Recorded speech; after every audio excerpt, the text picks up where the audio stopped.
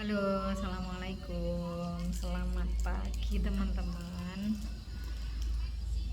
Lama nggak sharing di YouTube. Terakhir itu kapan ya? Lebaran mungkin.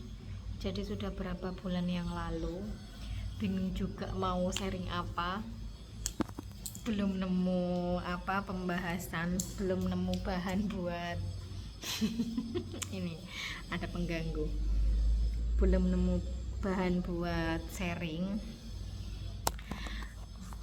Jadi kapan hari baru buka komen-komen di video aku, lumayan ada beberapa pertanyaan, ada komen, ada 6 atau berapa gitu ya. Jadi terus kepikiran, tapi waktu itu belum mood gitu ya, belum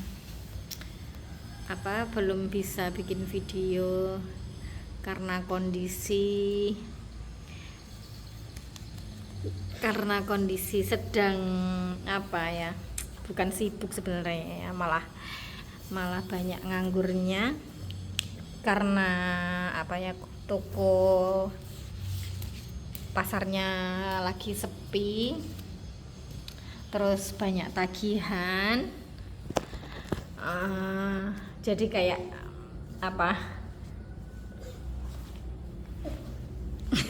ini ada si kecil yang lagi ikut nimbrung, mau di videoin juga. Sini dek, duduk dek. Sini cerita.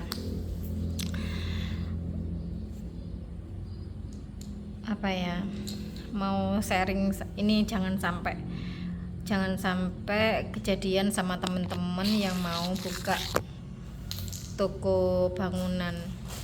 Jadi beberapa bulan ini setelah lebaran itu kondisi toko itu benar-benar sepi teman-teman. Apalagi ditambah dengan kuota rumah subsidi di Jawa Timur, di Lumajang itu sudah habis. Jadi banyak proyek perumahan subsidi itu yang mandek. Jadi pelanggan kami itu berhenti dulu untuk pembangunannya, jadi juga berdampak ke toko. Sedangkan pengeluaran operasional, gaji karyawan, maintenance kendaraan itu terus ada setiap bulannya, tapi pemasukannya nggak ada gitu ya. Untuk pemasukan untuk nutupi operasional aja nggak cukup, apalagi untuk bayar tagihan ke mas-mas sales gitu. Jadi aku mau sharing di sini, kalau teman-teman mau buka toko bahan bangunan, yaitu memang modalnya nggak bisa sedikit. Terus kalau bisa ada dana cadangan yang nggak dibelanjakan. Oh iya, dek mau habis nyari keong. Dana yang ada itu, modal kita yang ada, keong lagi. Iya, nggak dibelanjakan semua berupa barang-barang di toko gitu ya, karena nanti kita kewalahan. Dulu aku waktu buka toko itu padahal nggak semuanya dibelanjakan langsung gitu, tapi pada akhirnya tabungan yang ada itu nggak cukup buat nutupi biaya operasional dibandingkan dengan pemasukan gitu. Jadi dulu waktu aku buka toko itu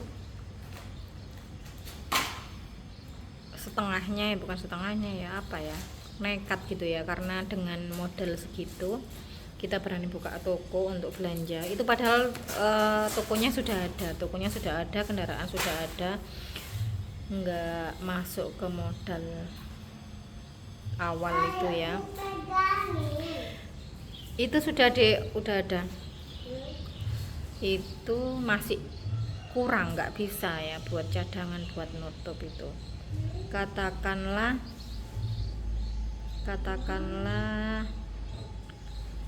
punya uang 150 juta, yang 100 dibelanjakan untuk ngisi toko, yang 50 dibuat cadangan kalau untuk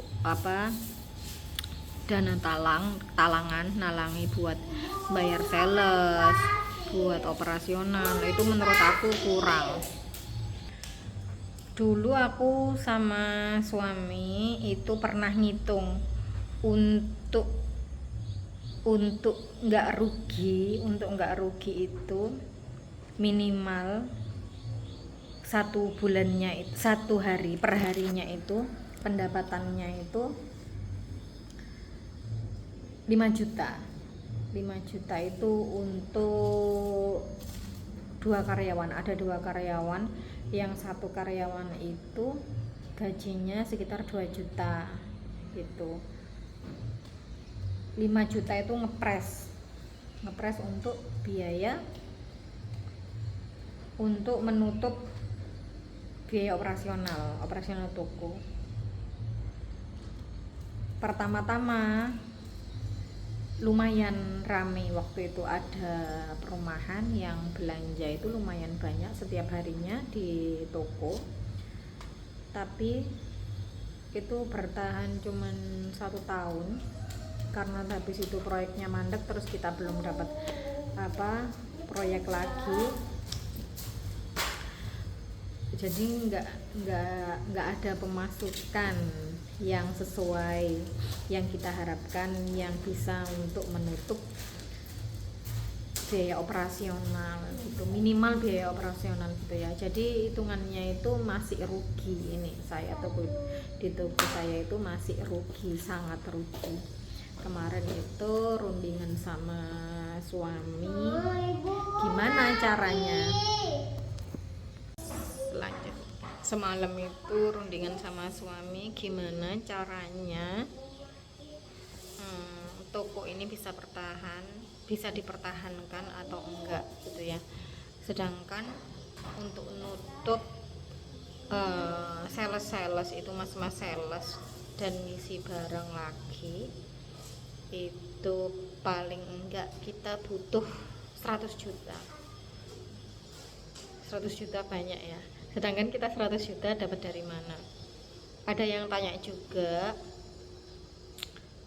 pinjem di bank apa enggak, pakai pinjem di bank apa enggak. Kalau menurut saya itu sebisa mungkin awal-awal buka toko enggak pinjem bank dulu, karena kita enggak tahu ya perputarannya uang, pemasukannya itu. Apalagi bank juga nggak mau kalau toko belum berjalan juga, usaha belum berjalan juga nggak mau tiba-tiba ngasih pinjaman gitu kan. Paling enggak sudah ada tokonya dulu baru mau bank gitu ya. 100 juta, dipikir-pikir 100 juta uang dapat dari mana gitu kan ya. Belum lagi untuk operasional tiap bulan paling enggak 5 juta, sedangkan pemasukannya enggak ada, lagi sepi juga. Ini bisa dipertahankan atau ya ditutup dulu gitu, uang 100 juta lumayan kalau mau ditabung atau mau dibikin kos-kosan kalau sudah ada lahan gitu ya. Jadi ini masih pikirannya kalut gitu, belum punya jalan keluar gimana caranya toko bisa bertahan. Paling enggak ya memang harus cari proyek. Sebelumnya kan memang suami di proyek, cuman memang lagi sepi ya, lagi sepi banget, jadi nggak bisa nggak bisa belanja di toko. Dulu awal-awal buka toko karena memang suami itu di proyek terus buka toko, itu pertimbangannya paling enggak bisa laku dipakai sendiri gitu, di proyek sendiri. Kalaupun nggak laku di orang ya begitu. Jadi kalau menurut aku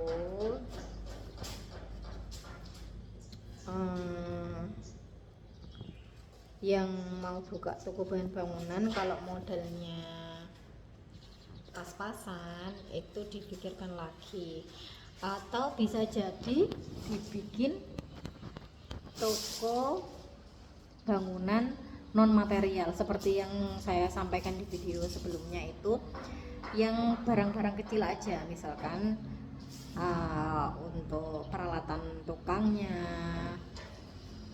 perlengkapan tukang gitu ya, yang kecil-kecil, yang nggak butuh kendaraan pickup atau kaisar, jadi nggak butuh pak sopir, nggak butuh untuk delivery, nggak butuh untuk diantar gitu ya. Jadi itu mungkin lebih bisa meminimalisir pengeluaran operasional. Jadi bisa ditunggu sendiri dan tanpa gaji karyawan gitu kan. Kalau cuma toko barang-barang kecil kan bisa dijaga sendiri. Buat ibu-ibu seperti saya ini bisa dijaga sendiri tanpa ada karyawan, nggak usah pakai kendaraan, nggak butuh kendaraan untuk nganter-nganter. Kalau di saya kan ada pasir, ada bata merah, ada batu split, ada apalagi bata ringan, jadi memang perlu kendaraan dan pak sopir gitu, gajinya ya lumayan gitu. Mungkin bisa dipertimbangkan lagi biar nggak kebingungan di tengah jalan gitu, karena memang modalnya itu ngepas gitu ya, kurang, malah bisa dibilang kurang. Itu mungkin curhat ya, sharing hari ini setelah sekian lama tidak sharing ke teman-teman. Ini bukan menciutkan niat teman-teman yang mau buka toko bahan bangunan ya. Ini sekedar sharing biar teman-teman itu lebih siap lagi, biar nggak menyesal di tengah jalan, nggak kebingungan nanti ketika sudah jalan gitu. Biar yang saya alami ini, kebingungan yang saya alami itu tidak terjadi sama teman-teman. Untuk teman-teman yang sudah buka, yang lagi sepi, mudah-mudahan bisa dikuatkan, disabarkan, dan diberikan rezeki yang tidak terduga untuk terus tetap melanjutkan usahanya. Oke, gitu aja mungkin hari ini.